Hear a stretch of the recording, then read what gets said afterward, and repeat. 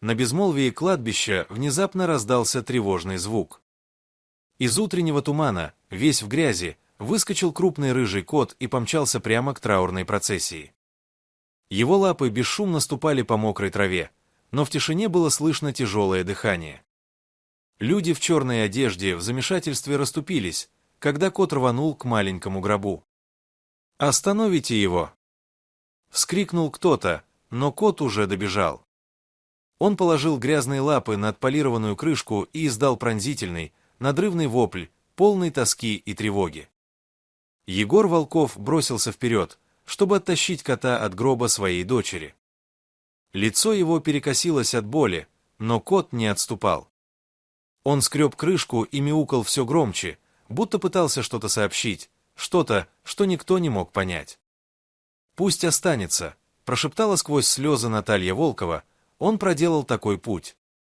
Он заслуживает быть здесь». Так началась история, потрясшая весь город. Дорогие зрители, напишите в комментариях, где вы находитесь. Нам правда интересно узнать, из какого вы города. Приятного просмотра! Семья Волковых жила в простом деревянном доме с облупившейся краской и скрипучим крыльцом. Егор работал водителем-дальнобойщиком. Его загрубевшие руки и усталое лицо говорили о бесконечных рейсах, бессонных ночах и редких, но драгоценных встречах с семьей. Наталья трудилась в городской прачечной. Ее руки всегда были красными от горячей воды и стирального порошка, но она не переставала улыбаться, особенно когда рядом была их дочь Лиза. Лиза была их чудом, долгожданной девочкой, рожденной спустя долгие годы попыток и молитв.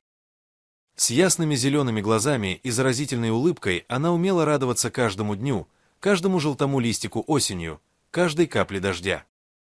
С ранних лет она сидела у окна, наблюдая, когда же на повороте покажется фургон папы.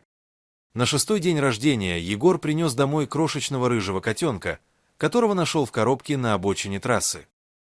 Котенок был мокрым, дрожал от холода и выглядел совершенно потерянным. Егор, хоть и понимал, что семье трудно, не смог оставить малыша. Девочка, увидев котенка, тут же обняла его и назвала Мурзиком, в честь сказочного кота из старой книги, которую они читали вместе по вечерам. С того дня Мурзик стал неотъемлемой частью жизни Лизы.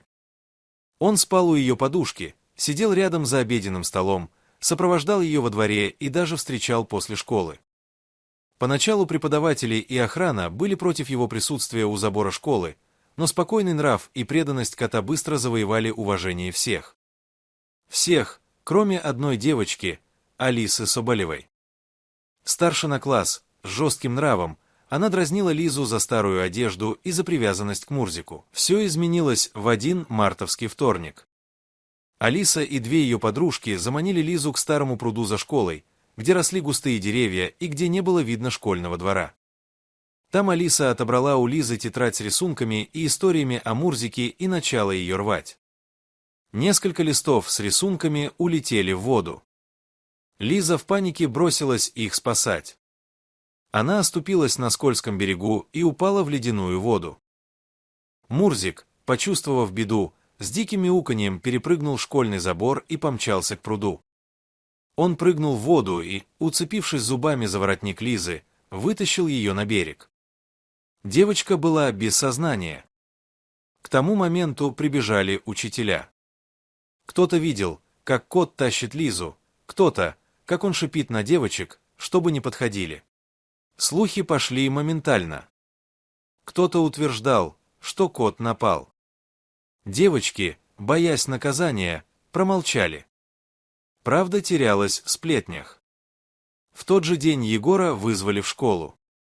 Наталья, услышав об этом, кинулась с работы, не переодевшись и с мокрыми руками от стирального порошка. В актовом зале их встретил директор школы, несколько преподавателей и представители школьного совета. «Мы понимаем, что ваша семья пережила стресс», — начал директор, «но у нас есть показания других детей, что ваш кот повел себя агрессивно. Это создает угрозу для безопасности. Он спас ее». Голос Егора сорвался, он вытащил ее из воды, он не нападал. Члены совета переглянулись. Один из них вздохнул: «Мы не можем рисковать. Мы обязаны следовать протоколу». На следующий день Волковы получили официальное письмо. Там сухим юридическим языком сообщалось, что, учитывая поведение кота, наличие потенциальной угрозы и заявления других родителей, школа отказывается принимать Лизу, если от Мурзика не избавиться. У семьи было 10 дней на выполнение условий. Наталья разрыдалась, прижав письмо к груди. Егор стоял, сжав кулаки, не зная, как защитить ни дочь, ни Мурзика. Мурзика пришлось отправить на ферму старого друга Егора, Павла Смирнова, в соседнюю область. Разлука стала ударом. Лиза замкнулась в себе. Она перестала нормально есть, пропускала занятия, теряла вес. Ее отправили к врачам. Диагнозы были разными: стресс, депрессия, ослабление иммунитета. Мурзик тоже страдал. Он почти не ел, не играл, сидел у ворот и смотрел вдаль. Павел звонил Егору и говорил: он ждет. Просто ждет. Через 3 недели Мурзик сбежал. Он преодолел более 100 километров, переходил шоссе, шел по полям, избегал людей, но двигался вперед. Так Мурзик добрался до больницы. Но было уже поздно. Несколько часов назад у Лизы случился резкий скачок температуры, и она скончалась. Родители не знали, как пережить это горе. Их маленькой девочки больше не было с ними. Мурзик начал жалобно мяукать и царапать дверь, но его не пустили. А во время похорон кот все-таки прорвался к гробу и начал грызть и царапать его, пытаясь скинуть крышку. Врач-реаниматолог, присутствующий на похоронах, обратил внимание на поведение кота. Он настоял на повторной диагностике. Выяснилось, что Лиза вовсе не умерла. Она находилась в крайне редком состоянии глубокой комы. Мурзик почувствовал это первым.